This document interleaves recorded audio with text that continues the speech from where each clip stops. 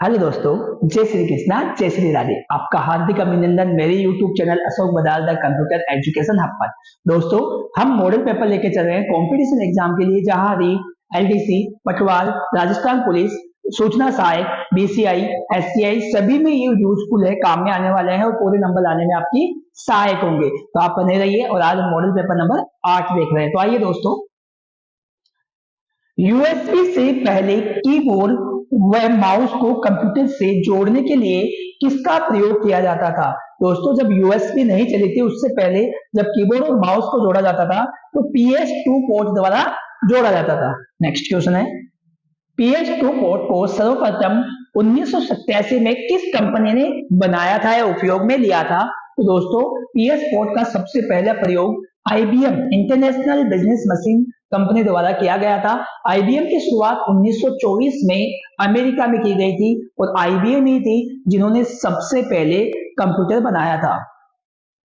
Next है, infrared port data भेजने के लिए किसका उपयोग करता है? तो दोस्तों, इंफ्रारेड पोर्ट डाटा को भेजने के लिए इंफ्रारेड लाइट्स का प्रयोग करता है, अवरक्त किरणों का प्रयोग करता है। नेक्स्ट है, इंफ्रारेड पोर्ट किस प्रोटोकॉल पर कार्य करता है? तो दोस्तों, इंफ्रारेड पोर्ट अपने पास IRDA इंफ्रारेड डाटा प्रोटोकॉल पे कार्य करता है, IRDA पे।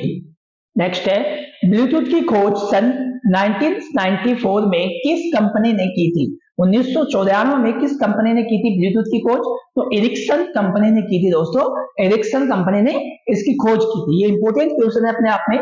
नेक्स्ट है, कंप्यूटर में प्रयुक्त होने वाली बस कौन सी होती है? प्रयुक्त होने वाली बस होती है address bus, control bus, data बस, ऑल ऑफ देम। तो दोस्तों, ये सारी होती है और इनको हम सिंपली सिस्टम बस के नाम से जानते हैं। सिस्टम बस के 3 भाग होते हैं, एड्रेस बस, डाटा बस और कंट्रोल बस।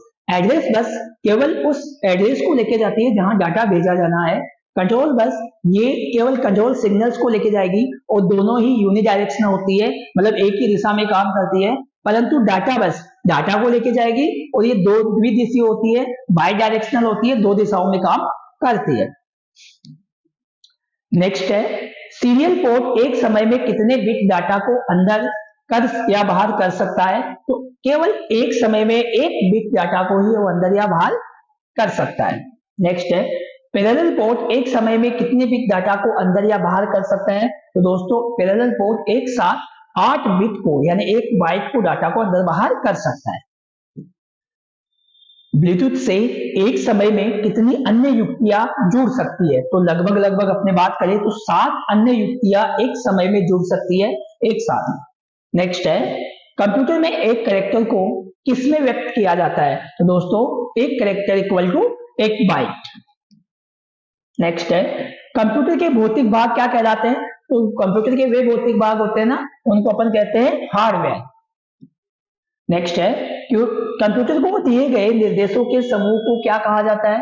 कंप्यूटर के दिए गए निर्देशों के समूह को सॉफ्टवेयर कहा जाता है या प्रोग्राम कहा जाता है। नेक्स्ट क्वेश्चन है, हार्डवेयर को कौन क्रियाशील बनाता है? तो दोस्तों, कंप्यूटर 2 चीजों से मिलकर बना होता है, हार्डवेयर और सॉफ्टवेयर। हार्डवेयर को सॉफ्टवेयर क्रियाशील बनाते हैं, तो आंसर आ जाएगा सॉफ्टवेयर।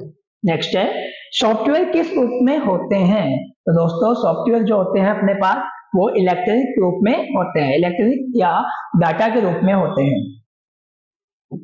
नेक्स्ट है, सॉफ्टवेयर कितने प्रकार के होते हैं? तो दोस्तों, सॉफ्टवेयर अपने पास 3 प्रकार के होते हैं, सिस्टम सॉफ्टवेयर, एप्लीकेशन सॉफ्टवेयर और यूटिलिटी सॉफ्टवेयर। सिस्टम, एप्लीकेशन और यूटिलिटी सॉफ्टवेयर किसके प्रकार है? सॉफ्टवेयर के प्रकार है।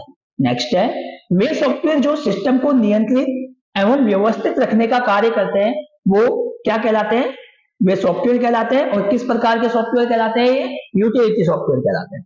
नेक्स्ट है, यूटिलिटी प्रोग्रामिंग भाषाएं, ऑपरेटिंग सिस्टम और भाषा संसाधक किसके भाग होते हैं? तो ये सॉफ्टवेयर के भाग होते हैं। और किस सॉफ्टवेयर के भाग होते हैं? सिस्टम सॉफ्टवेयर के भाग होते हैं।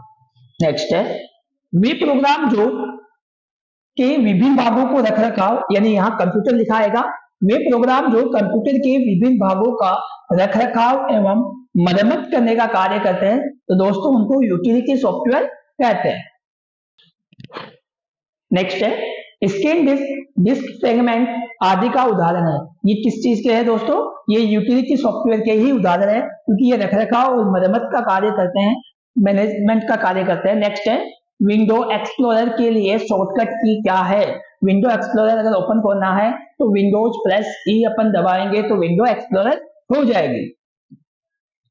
वे संसाधक जो अन्य भाषाओं को कंप्यूटर भाषा में अनुवाद करते हैं, भाषा अनुवादक कहलाते हैं, लैंग्वेज ट्रांसलेटर कहलाते हैं।